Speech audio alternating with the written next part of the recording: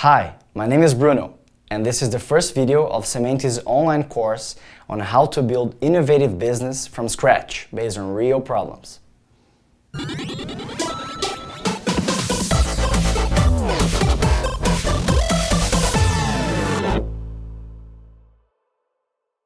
In this first video, we're going to talk about what is entrepreneurship, how to explore your market for opportunities, and about the empathy map, which is a tool for understanding your client's reality. Part 1. What is entrepreneurship? This word seems very distant to us. Starting a business usually appears to be too hard or needing a lot of money. Most people think entrepreneurship is the synonym of starting a company, but this is a very limited definition. I'll now talk about the definition I like the most. Entrepreneurship is the action to solve problems or needs using market solutions, being products or services. Understand? This definition is very important. Let's do it again. Entrepreneurship is the action to solve problems or needs using market solutions, being products or services. Entrepreneurship is not only the action of starting a new business. It can also happen within an existing company, a non-profit, or even the government. Entrepreneurship, according to this definition, is when a group of people is focused on creating a product or service to solve someone's problems or needs. And this someone is your customer. Part 2. The customers. The customers are the main characters of entrepreneurship. As an entrepreneur, you will always be thinking about them, and it's for them that you create your product or service. But many entrepreneurs make a huge mistake, creating products that solve nobody's problem. Is this problem just mine or also someone else's problem? Why does an entrepreneur create a product that solves no one's problem? It seems very weird, right? I will now tell you a story about how this happens. This is John, the entrepreneur. He is 20 years old and loves to party every weekend with his friends. However, one thing bothers him a lot. He doesn't know how to find the best parties to go to. One day, John had the idea of a mobile app that could list all the available parties and clubs open that day and could also offer a better way for users to buy tickets. He then decided to hire his friend, a programmer, and spend all of his money to build the first version of the app. The app got built. John spent a lot of time marketing it, but almost nobody signed up. Why? He made a huge mistake.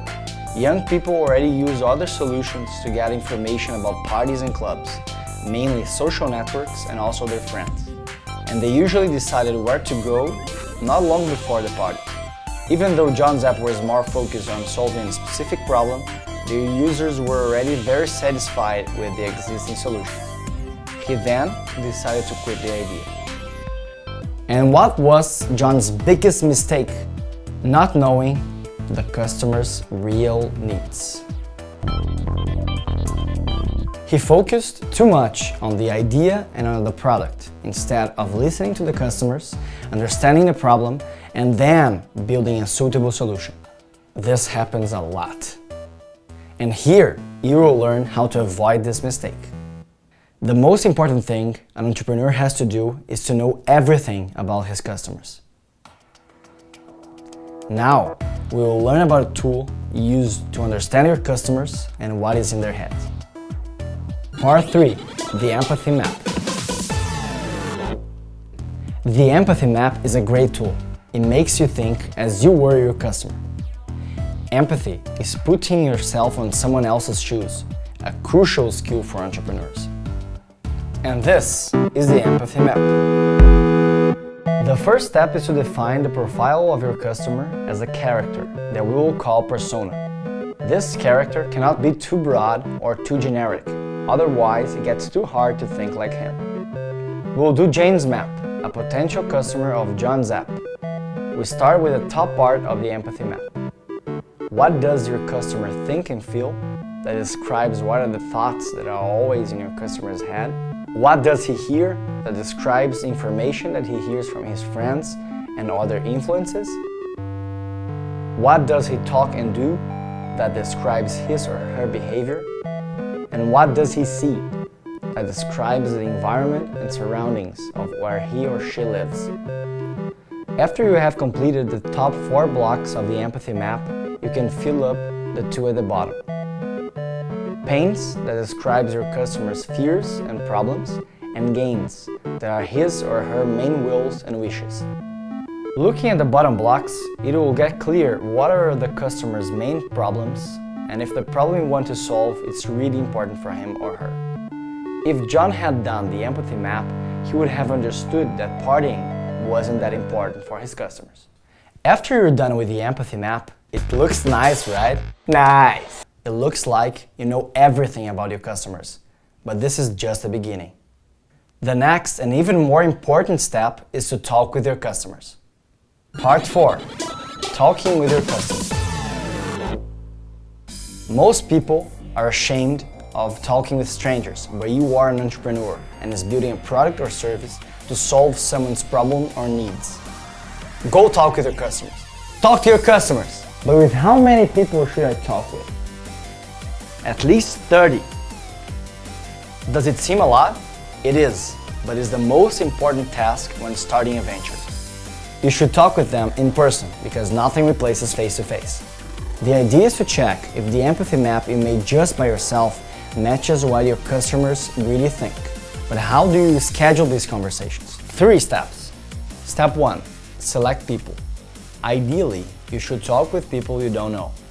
Close people will only tell you good stuff. Your mother would say, "Great idea, son, you will be the next unicorn." However, usually this is not true.